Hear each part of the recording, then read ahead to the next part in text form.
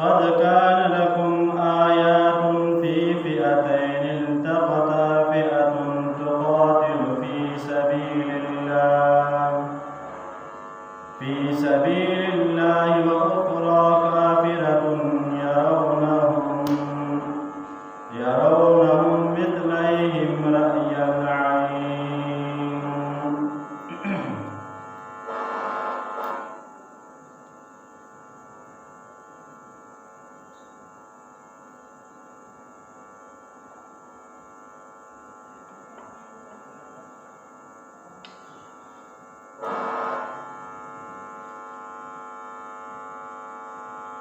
सूरत आल इमरान शुरू मक्के आयत के अल्लाह रब्बुल इज़्ज़त द काफिरों په دنیا کې د مزو او چرچو خوند زندگی او همدارنګې آخرت کې بیا ټول دور حشر او راجمع کېدل به الله تعالی طرف ته کېږي او د دوی بیا فیصله به جهنم وي. ځکه دا ظاهره خبره چې کوم یو سړی دنیا نه به ایمان لاړ نو د هغه والا ځای به بیا جهنم وي. د نن آیات کې واقع طرف ته اشاره کوي، مختصری ذکر کوي او واقعه د جنگ بدر والا دی. او دا جنگ بدر کله شوی او څومره تعداد مسلمانانو او دوی سره څومره اسلحې او څومره افراد یعنې تعداد د دوی څومره و. علماء کرام ذکر کوي ودا تقریبا 18 رمضان باندې شوی او د نبی کریم صلی الله علیه وسلم سره په دې کې تعداد 314 کسان وو، 80 کسان مهاجرین او 216 خلک دغه انصار نه وو، یعنی کوم د مکې والا د مدینې والا ځای خلک وو نو دا د هغو والا 236 تعداد وو. همدارنګې د انصار د مهاجرینو نه جنډه چې وه علي رضی الله تعالی عنه سره وه او د مهاجرینو نه چې وه انصارو نه جنډه چې وه دا د سعد ابن عباده رضی الله تعالی عنه سره وه او دوی سره 80 اوښان او 2 سره اسیان وو. یو اس مقداد رضی الله تعالی عنه سره وو او دویم مرصد ابن ابي مرصد رضی الله تعالی عنه سره وو او زیاتره خلک په دې کې دوی سره پیدل وو او دوی سره تقریبا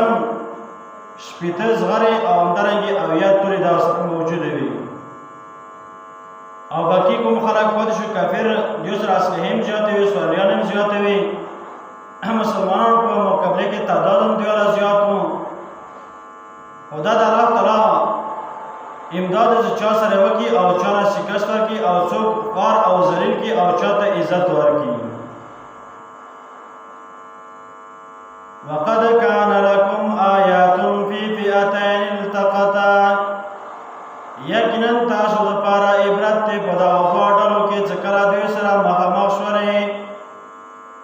فئة تقاتل في سبيل الله،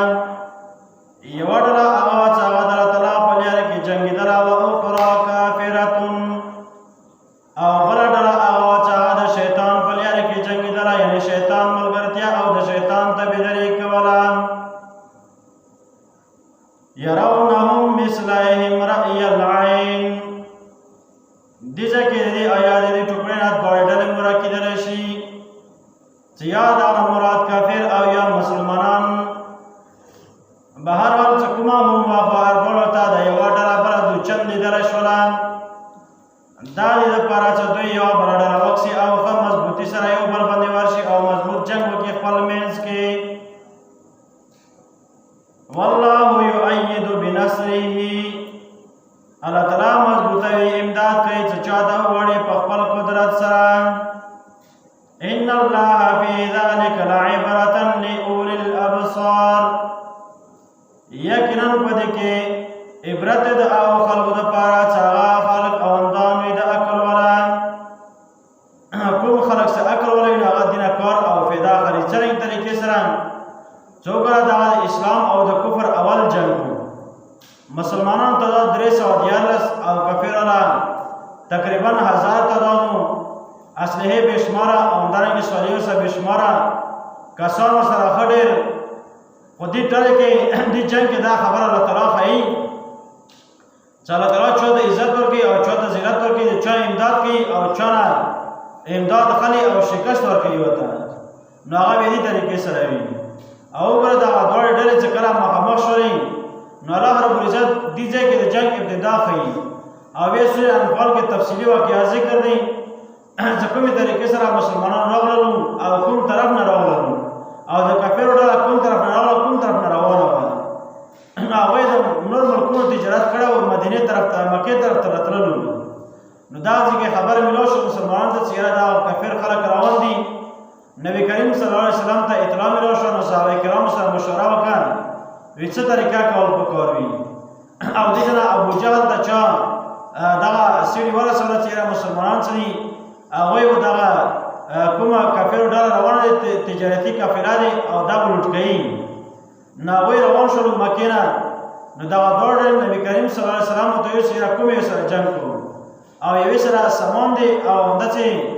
نور اوزار میلوېږي او د بلې ډلې سره دغه سره جنګ کول وي نو الله رب العزت دغه جنګ دې دپاره کول چې د کفر او اسلام پته ولګېږي چې د الله تعالی امداد کومو خلکو سره دی